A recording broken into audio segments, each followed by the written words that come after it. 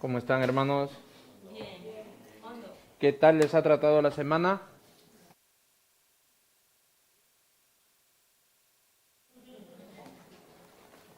Pues muy bien. De verdad que no solamente es un privilegio estar delante de ustedes, delante de vosotros, sino que también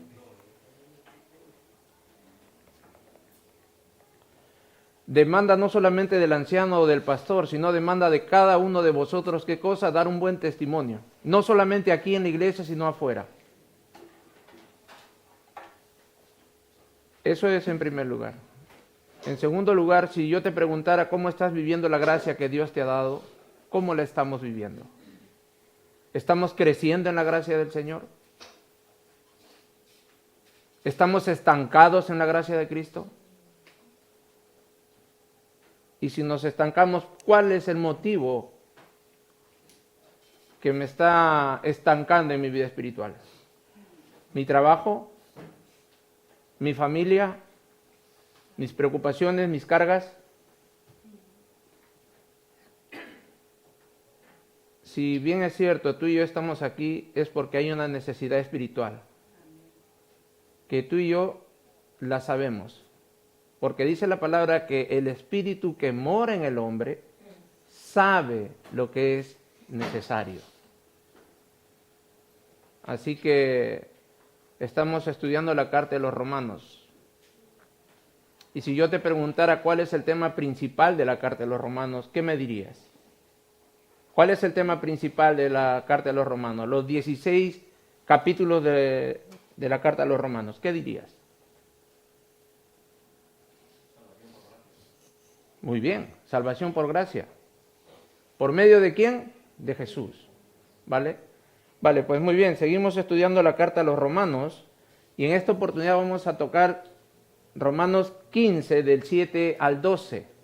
Y voy a pedir a mi hermana Ramón que por favor nos lea en euskera y luego yo leeré en castellano o en español.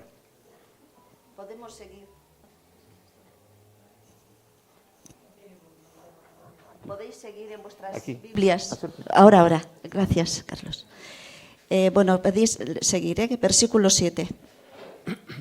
Beraz, egiozue harrera ona elkarri, Kristok zuei harrera ona egin zizuen bezala, jainkoaren aintzarako. Izan ere Kristo juduen zerbitzari egin zen, jainkoak arbasoei eginiko agintzariak betetzeko eta horrela jainkoaren leialtasunak agertzeko. Eta gentilen zerbitzari ere egin zen, bere errukiagatik jainkoa gorets zezaten. Hau dio airi zuzen liburu santuak. Horregatik atzerritarren artean goretsiko zaitut eta zure omenez kantatuko dut. Amén. Bueno, muchas gracias, hermana Ramón. Bueno, vamos a dar lectura en castellano de los versículos del 7 al 12 en Romanos 15 y dice: y otra vez dice Isaías, por tanto, recibíos los unos a los otros, como también Cristo nos recibió para gloria de Dios. Pues os digo que Cristo Jesús vino a ser siervo de la circuncisión para mostrar la verdad de Dios, para confirmar las promesas hechas a los padres, y para que los gentiles glorifiquen a Dios por su misericordia, como está escrito: por tanto, yo te confesaré entre los gentiles y cantaré a tu nombre. Y otra vez dice: alegraos, gentiles, con su pueblo. Y otra vez: alabad al Señor todos los gentiles y magnificarle todos los pueblos. Y otra vez dice Isaías: estará la raíz de Isaí, y el que se levantará a regir los gentiles, los gentiles esperarán en él. Vamos a orar, ¿vale? Señor Jesús, te damos muchas gracias. Milles que Jauna. Te damos gracias porque tú eres Dios y porque te necesitamos, Señor. Pon esa necesidad de una manera personal en nuestro corazón de poder escuchar tu palabra, Señor. Necesitamos saciarnos de ti. Tú eres nuestra fuente. De tal manera, Señor, que nuestra inspiración sea llegar, Señor, como tu Hijo Jesús. Necesitamos, Señor, anclarnos en grandes verdades de tu evangelio, no las verdades del mundo, porque son verdades que tienen fecha de caducidad. Sin embargo, las verdades tuyas, espirituales, que están ancladas en tu palabra, son esas verdades las que me van a mantener, Señor, siempre vivo aquí para tu gloria y para tu honra. Así que bendice a tu iglesia, bendice a tu pueblo, habla a nuestro entendimiento y que tu Espíritu Santo tenga libertad de estar aquí paseándose en tu iglesia, porque es tu iglesia, Señor. Tú la has comprado y a ti te adoramos y a ti te alabamos. En el nombre de Jesús. Amén y amén. Muy bien, hermanos. Los primeros 6 versículos de este capítulo 15, veíamos la semana pasada, que el apóstol Pablo nos habla acerca de soportar la flaqueza de los débiles. Veíamos también cómo agradar, no solamente a nosotros, sino a nuestros hermanos. Y la palabra agradar no significa que voy yo a soportar los caprichos de mi hermano, sino que yo tengo que, a la luz de la palabra del Señor, aceptar todo lo que el hermano traiga de buena voluntad, pero siempre filtrando con la palabra del Señor. Porque la voluntad de Dios tiene que cumplirse, no la mía, sino la voluntad del Señor. Y veíamos en un tercer punto las matemáticas o la aritmética de las Escrituras. De tal manera que decíamos, la primera aritmética era la enseñanza más la paciencia, más la consolación, daba como resultado la esperanza. Nosotros necesitamos tener una esperanza firme, anclada en Jesucristo. ¿Por qué? Porque Él nos ha dado luz en medio de las tinieblas que nosotros vivíamos antes. Y es esa luz que resplandece en nuestro ser, de tal manera que la gente vea en nosotros algo diferente. Tú y yo estamos llamados a trascender, es decir, a dar a conocer el Evangelio de Jesús. De repente no de una manera hablada, pero sí de una manera testimonial. Yo necesito que mi testimonio, para la gloria de Dios, pueda hablar a esas personas, a mis compañeros de trabajo, aún a mis familiares, para la gloria del Señor. Necesitamos que el Evangelio se siga difundiendo, se siga proclamando, porque la venida del Señor está pronto. Vemos tantas cosas, vemos tantas guerras, tantas situaciones que estamos viendo, que la estamos viviendo. Entonces, la gracia del Señor es necesaria que la podamos compartir. Y esa gracia es el Evangelio de Jesús. Pero también hablábamos y mirábamos que hay otra fórmula, que es paciencia más consolación, nos da igual al mismo sentir. Y por último, veíamos la semana pasada que todos estos resultados, tanto la esperanza como el mismo sentir, más la unidad, da como resultado darle la gloria a Dios. Si tú y yo hemos sido formados y creados por Dios, es para que tú y yo le demos la gloria a Él. El Señor es celoso con su gloria. Él no permite que su gloria sea dividida, es decir, Él no comparte su gloria. Es por eso que tú y yo necesitamos humillarnos delante de la presencia del Señor. Siempre hemos escuchado, o de repente es la primera vez que escuchas, pero se suele decir que las batallas de nuestras vidas siempre las ganamos, pero de rodillas. Es una forma de decirlo. No necesariamente es que te vas a poner de rodillas y vas a salir triunfante, no. Simplemente es una actitud de corazón. De tal manera que cuando yo venga a la iglesia, yo voy a venir a poner un granito de arena. Yo no voy a quitar esa edificación que el Señor está haciendo. Así que, en primer lugar, no hay que venir con una muy buena actitud. Porque lamentablemente somos muy rápidos en juzgar a las personas. Y a nosotros no nos compete eso. El único que juzga es el Señor Jesús, no nosotros. Así que el tema de hoy es fusionados en Cristo. Fusionados en Cristo, según Romanos 15, del 7 al 12. Y quiero, ¿alguna vez vosotros habéis escuchado esta palabra? Fusión, ¿sí? ¿Sabe qué es lo que significa esta palabra? Muy bien, mezcla.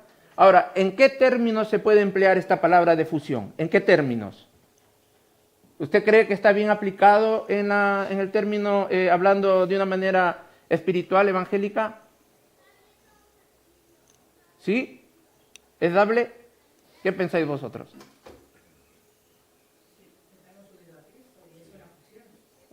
Muy bien, muy bien. Osondo. ¿Sabe, mis queridos hermanos, que cada palabra nueva que tú escuches en el mundo secular es sano y es bueno que lo sepas, que sepas su significado? Porque toda palabra tiene una definición, tiene un concepto, tiene una razón de ser. Yo necesito saberla y anclarla. ¿Para qué? Para ampliar un poco más mi conocimiento. Eso no es malo. Dice la Biblia que por falta de conocimiento el ser humano que se pierde. No da la gloria a Dios porque no conocemos al Señor.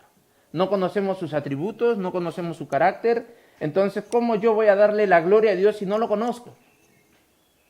Yo necesito conocer al Señor. Y la única manera de hacerlo es leyendo la palabra, escuchando la palabra, practicando la palabra, obedeciendo la palabra. Porque de lo contrario no va a suceder nada. El término fusionado se viene usando últimamente en el área financiera. Es decir, cuando dos o más financieras se unen con un mismo objetivo. Puede ser que estas financieras estén pasando por momentos difíciles económicamente, donde de repente los clientes han ido a otros lugares y la única manera que estas financieras, sean dos o tres, se puedan unir, se puedan mezclar, unificar, de tal manera que estas financieras puedan dar un objetivo a conseguir. ¿Y cuál sería el objetivo de esa financiera? Que no vayan a la quiebra. Ahora, este término de fusión también se emplea en el área de metalúrgica. Es decir, cuando dos o tres metales sólidos se fundan, mejor dicho, entran en un proceso de fundición, es decir, a altas temperaturas se unen estos tres componentes o cuatro componentes de tal manera que se vuelven líquidas. ¿Para qué? Para lograr un objetivo final. Ahora, esta palabra de líquido, ¿cuántos procesos tiene el agua? ¿Alguien se acuerda? Sólido, líquido y gaseoso, ¿no? ¿Y en qué proceso estamos nosotros? ¿Estamos sólidos? ¿Estamos líquidos? ¿O estamos gaseosos? Que sepas, y yo creo que ya vosotros habéis escuchado, hoy en día hay una generación líquida, se le dice. ¿Líquida por qué? Porque el ser humano, desde los jóvenes, entiendo yo, están adoptando un montón de situaciones o un montón de corrientes que no necesariamente son buenas. Es decir, esa sociedad líquida está adoptando cualquier cosa que venga. Y la vemos. Por ejemplo, lo que es la diversidad de géneros. Hoy en día hay más de 100 géneros. Si tú entras a ver en internet cuántos géneros hay el día de hoy, hay 100. Y el Señor solamente instituyó 2. No más. Yo me pongo a pensar y digo, bueno, vale, ¿qué pasa si van dos parejas, cada uno en una embarcación, se van a surfear, ¿vale? Y en una de esas se levanta una tempestad. En un lado del bote o en una embarcación va un hombre y una mujer, una pareja. Y en el otro lado del bote van 2 hombres o 2 mujeres. Los dos naufragan, los dos llegan a una isla. ¿Quién crees tú que va a sobrevivir? ¿Quién va a multiplicarse? ¿Y por qué somos tan necios de decir que no?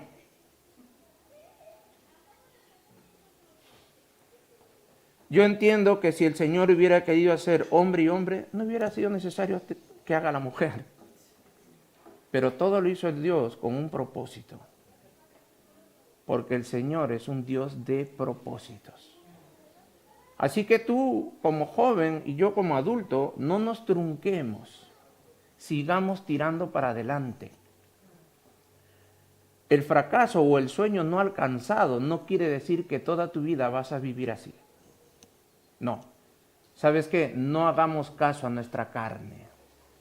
No hagamos caso quizás a mis amistades, al que me rodea. No hagamos caso.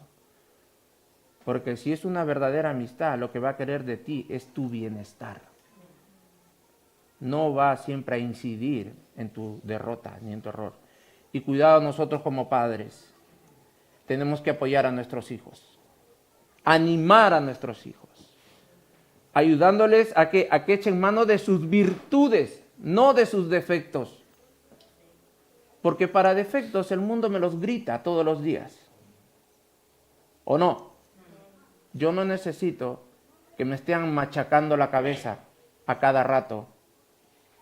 Pero eso sí, una vez me lo dijeron, yo tengo que tomar conciencia y responsabilidad. Porque me lo están diciendo para mi bien. Y si vienen de los aitás, con mucha más razón. No hay mejor consejo, entiendo yo, que lo encuentres en casa. En el mundo es raro.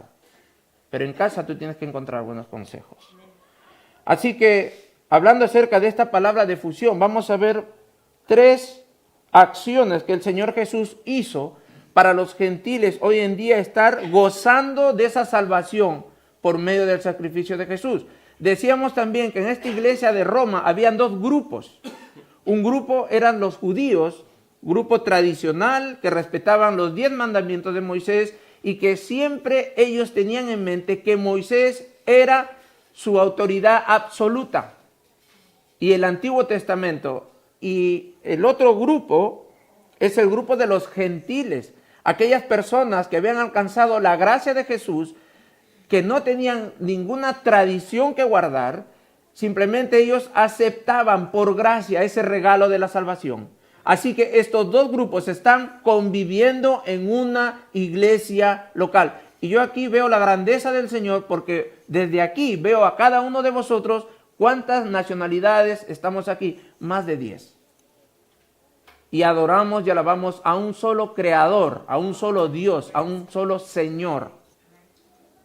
Claro que hay diferencias, claro que hay diferencia, idiosincrasia. Yo puedo pensar de una manera, pensar de otra manera, pero todo ese pensamiento, si yo lo llevo cautivo a la autoridad de Jesús, todo eso va a redundar ¿a qué? A que juntos como hermanos en Cristo adoremos y exaltemos el nombre de Jesús. Eso es lo principal en una iglesia local. No diferencias, de tal manera que yo me pueda pelear con mi hermano, porque eso es lo que el diablo quiere. La murmuración, el enemigo lo emplea, ¿para qué? Para que haya división en las iglesias. Para que, por mi parecer, bueno, pues a ti no te gusta mi parecer, bueno, pues vale, me voy. Y eso es lo que quiere el enemigo. Y nosotros no estamos y no le vamos a permitir en el nombre de Jesús que eso suceda. ¿Vale? Así que vamos a ver en primer lugar el ejemplo de Jesús.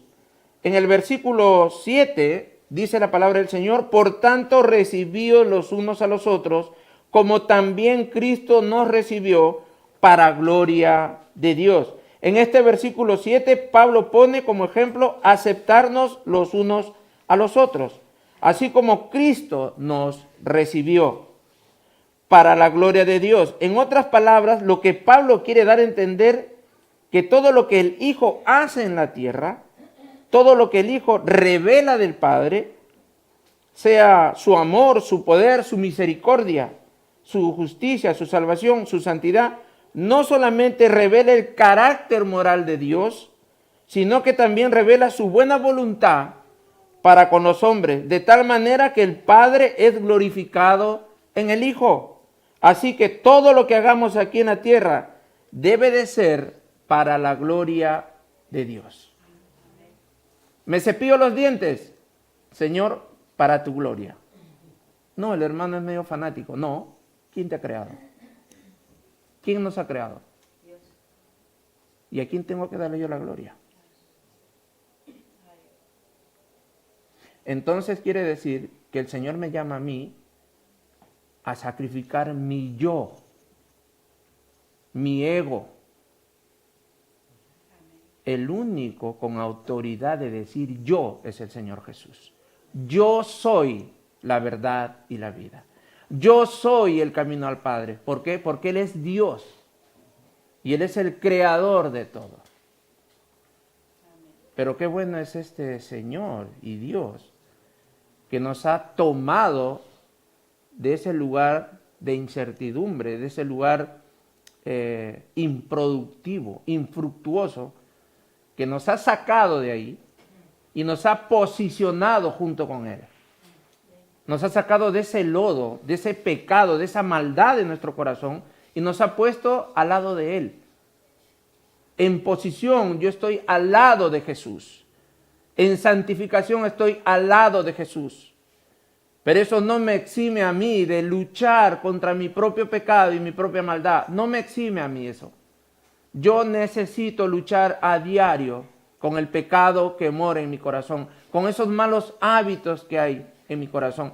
El otro día estuve viendo una película, creo que es Los Rápidos y Furiosos, algo así, la número 7, y me llamaba mucho la atención, adelante hermano William, bienvenido, y me llamaba mucho la atención porque hay un momento donde este grupo de los protagonistas van en un coche y tienen unos semejantes imanes grandes ahí.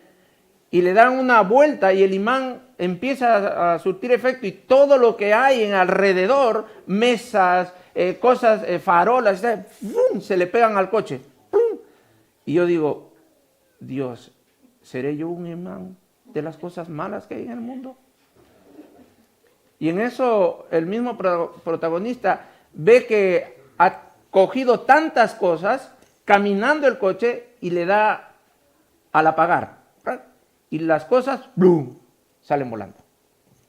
¿Sabes que tú y yo a veces tenemos imán para lo malo? Y necesitamos nosotros, ¿qué? Darle al off.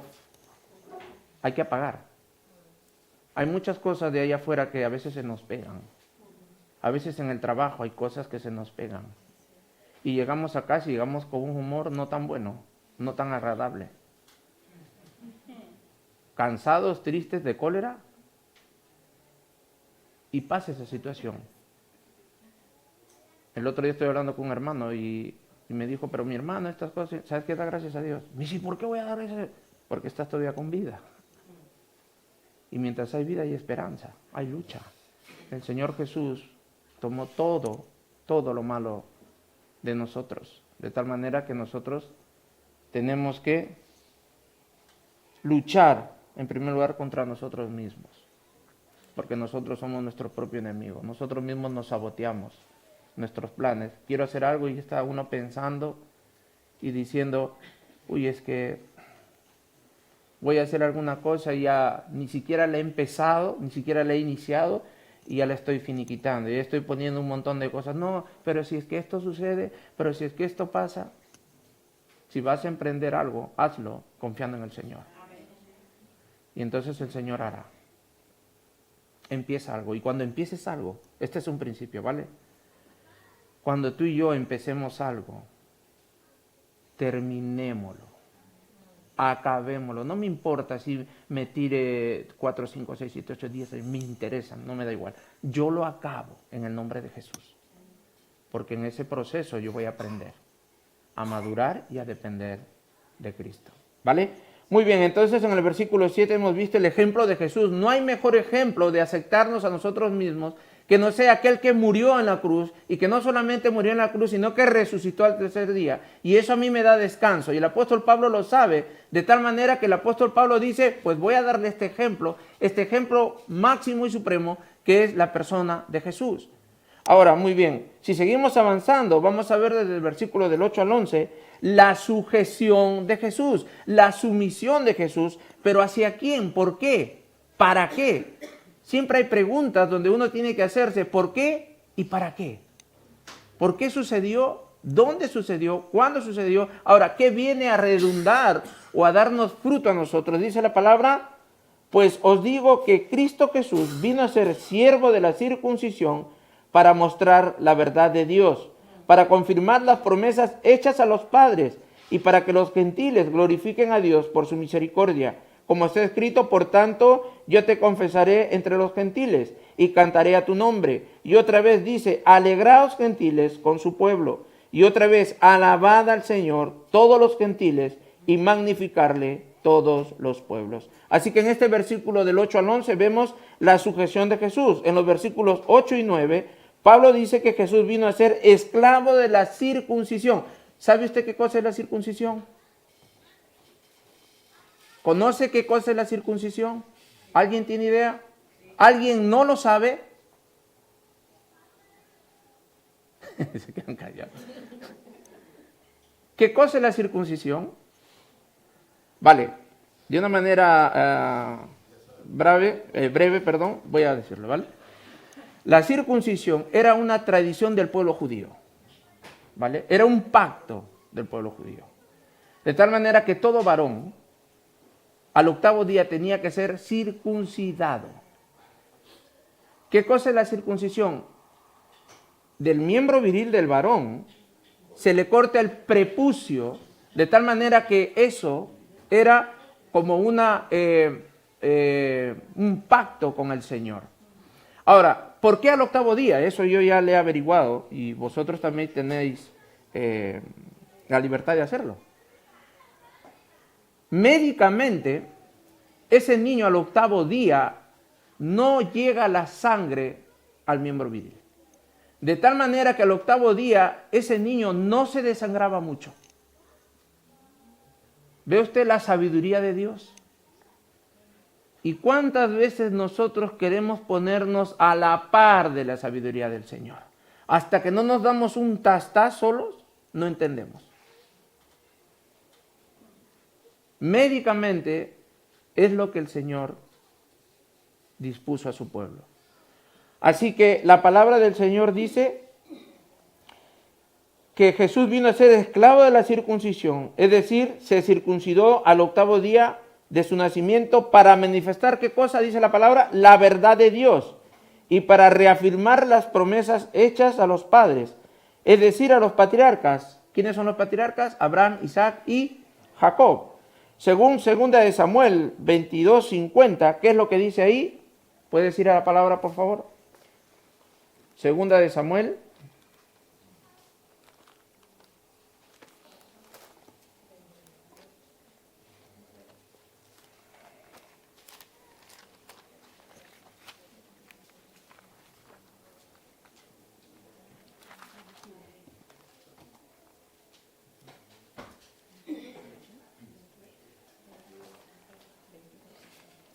¿Ya lo tiene? Vale, lo puede leer. Un voluntario, por favor. Por tanto yo te confesaré entre las naciones, oh Jehová, y cantaré a tu nombre. Muy bien. Lo que está haciendo el apóstol Pablo para ratificar lo que es la verdad de la palabra de Dios, está citando a este profeta, a Isaías, a 2 de Samuel, capítulo 22, versículo 50, en la cual él da como válido lo que los gentiles hoy en día, esa gracia redentora de Jesús, no solamente fue para el pueblo de Israel, sino que también es para cada uno de nosotros. Y es que la autoridad de los primeros 5 libros de la ley, como los salmos, era el ancla de ese pueblo judío. Las autoridades del Antiguo Testamento eran no solamente los patriarcas, sino los salmos. De tal manera que todo el pueblo de Israel recitaba salmos, cantaba salmos. Y los salmos, si bien es cierto, la mayoría de ellos han sido hechos ¿por quién? Por el rey David. Y también por el rey Salomón, el hijo de David. Y también por Asaf y los hijos de Coré. Que los hijos de Coré eran adoradores y alabadores del Señor. Los que tocaban instrumentos, los que cantaban, los hijos de Coré. Así que pone en manifiesto este texto. Pero hay otro texto que también el apóstol Pablo quiere dejar esa verdad bien anclada y bien cimentada, y está en Salmos capítulo 18. Salmos 18.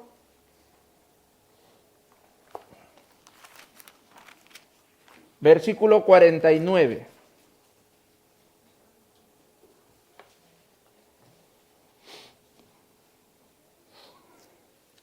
Dice la palabra, por tanto yo te confesaré entre las naciones, oh Jehová, y cantaré a tu nombre.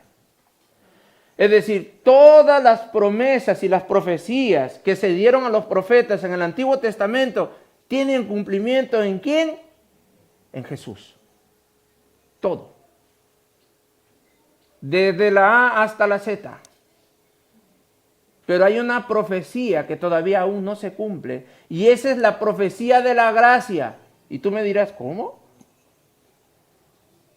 Porque todavía el Señor no viene en su segunda venida. Y eso es la gracia. Esa gracia que todavía el Señor quiere que nadie se pierda y que todos vengan al arrepentimiento. Así que estamos en el tiempo de la gracia. Pero cuando el Señor Jesús venga, se acabará el tiempo de la gracia y vendrá el tiempo ¿de qué? De la justicia.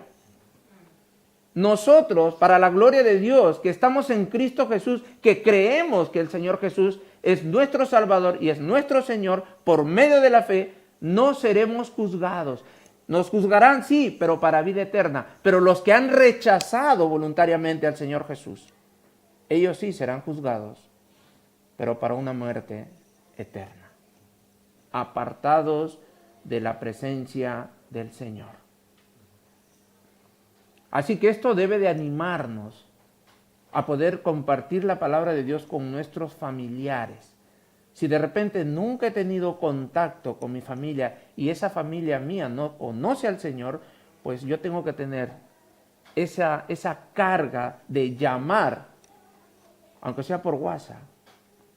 Y esa persona, ese familiar, aunque tú nunca hayas tenido roce con él, atrévete a llamarle y decirle, mira, tengo un mensaje que darte y el mensaje es este. Y ya dejas que él o ella decida. Porque es necesario, tú y yo que tenemos la verdad de Cristo, compartirla. No podemos quedarla con ella, con esa verdad. Ahora, en estos versículos 8 y 9, el Señor Jesús obedeció hasta el más mínimo detalle. Fue tentado, no nos olvidemos. El enemigo lo tentó y le mostró muchas cosas.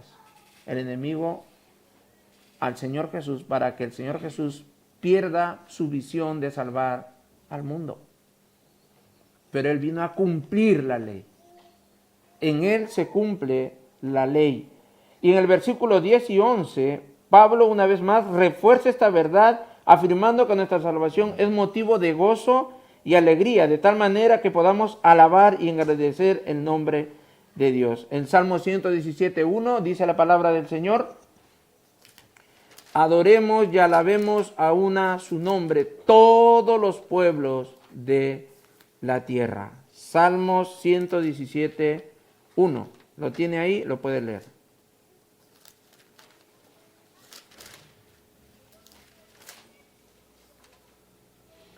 Dice, alabad a Jehová, naciones todas, pueblos todos, alabadle. Y es una alabanza que a veces hacemos, ¿no? Esa es una alabanza que cantamos a veces.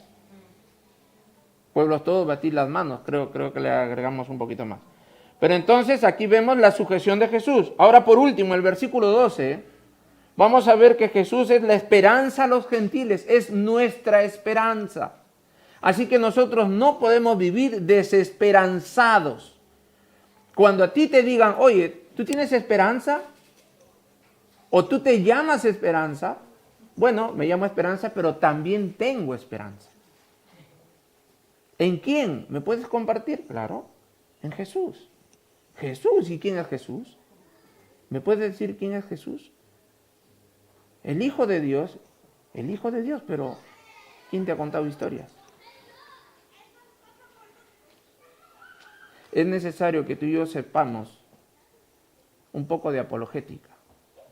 Y apologética es no solamente defender el Evangelio de Jesús, sino que defender las grandes verdades y principios que la palabra del Señor nos enseña.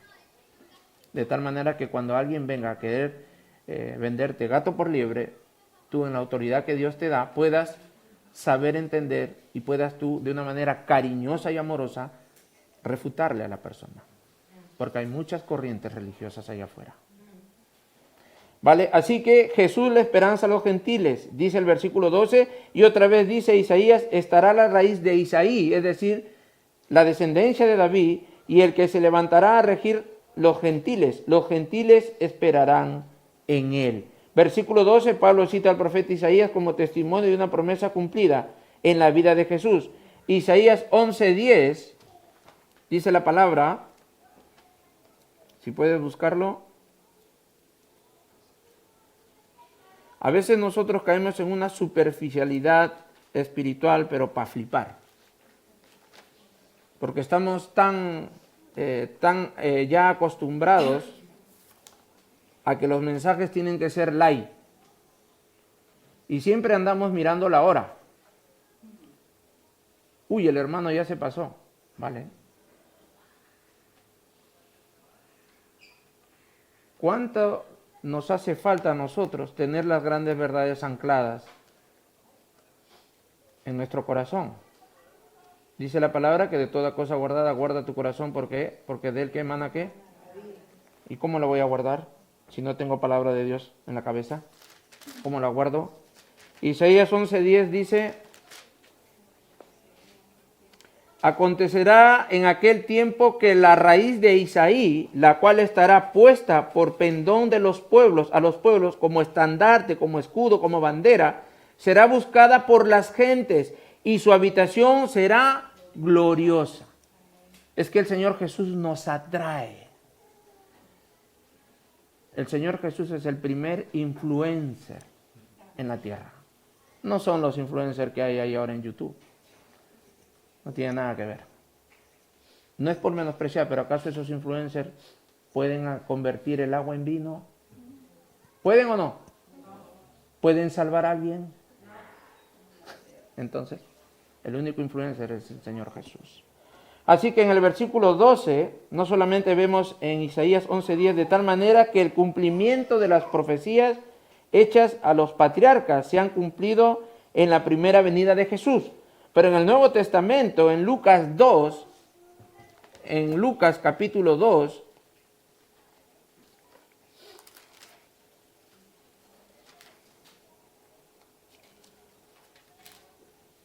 en Lucas 2,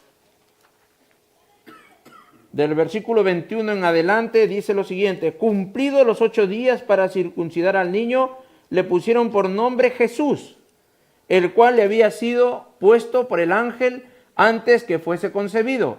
Y cuando se cumplieron los días de la purificación de ellos, conforme a la ley de Moisés, le trajeron a Jerusalén para presentarle al Señor. Como está escrito en la ley del Señor, todo varón que abriere la matriz será llamado santo al Señor. Y para ofrecer conforme a lo que se dice en la ley del Señor, un par de tórtolas o 2 palominos. Y he aquí, había en Jerusalén un hombre llamado Simeón, y este hombre justo y piadoso esperaba la consolación de Israel, y el Espíritu Santo estaba sobre él. Y le había sido revelado por el Espíritu Santo que no vería la muerte antes que viese al ungido del Señor. Y movido por el Espíritu vino al templo, y cuando los padres del niño Jesús, o sea José y María, lo trajeron al templo para hacer por él conforme al rito de la ley, mira cómo va cumpliendo el Señor los ritos, él le tomó en sus brazos, quien Simeón, y bendijo a Dios diciendo: ahora, Señor, despides a tu siervo en paz, conforme a tu palabra, porque han visto mis ojos tu salvación, la cual has preparado en presencia de todos los pueblos, luz para revelación. ¿A quién? A los gentiles. ¿Se da cuenta que la palabra se interpreta sola a sí mismo? Entonces, todo lo que se dice aquí en el púlpito, usted tiene esa necesidad en casa corroborar lo que está diciendo el hombre que se para aquí. Y no hay mejor anclaje que toda exposición bíblica esté cimentada en la palabra de Dios. Nunca permita usted que se le venda gato por liebre, porque el que sale perdiendo sois vosotros. Dice la palabra del Señor que hay que ver y hay que observar y hay que analizar la persona que se para aquí. No porque sepa mucho, sino porque tiene que dar de una manera elocuente, de una manera sencilla, palabra de Dios. Para que la iglesia quede, ¿qué? Bien nutrida. Así que, hermanos, esto es lo que el día de hoy quería compartir. Fusionados en Cristo. Así que tú y yo hemos sido fusionados en el Señor por su gracia. Por su pura gracia. Algo que no merecemos. Sin embargo, el Señor se nos ha dado, se ha manifestado de una manera gratuita. Así que cada vez que tú regales algo a alguien, eso es gracia. Si no es su cumpleaños y tú le regalas, no sé, un toffee, un caramelo, una pelotita, le estás regalando de gracia.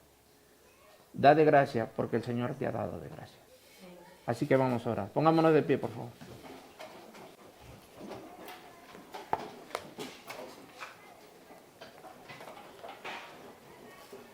Señor Jesús, en esta mediodía, Señor, queremos darte gracias por tu palabra, Señor. Queremos bendecir tu nombre. Queremos exaltarte. ¿Cuánto nos cuesta todavía conocerte? Señor, el mundo nos atrae. Señor, de verdad que el móvil nos atrae. A veces no podemos dejar el móvil, Señor. Estamos pendientes de ello. Sé que es un avance tecnológico y también, Señor, entendemos de que es un avance, Señor, también para la comunicación. Entre nuestros seres queridos podemos, Señor, comunicarnos de punta a punta. Pero, Señor, ayúdanos a ser equilibrados. Ten misericordia de nosotros, Señor. Ayúdanos a perseverar en tu palabra, en tu gracia. Señor, tu palabra es verdad. Y no hay otra verdad que podamos, Señor, defender, solo la tuya. Así que anímanos, guárdanos y cuídanos. Cuida a tu iglesia, cuídanos, Señor, durante esta nueva semana, Señor. Y que, Padre, tú seas glorificado ahí donde tú nos has puesto. Te adoramos en el nombre de Jesús. Amén y amén.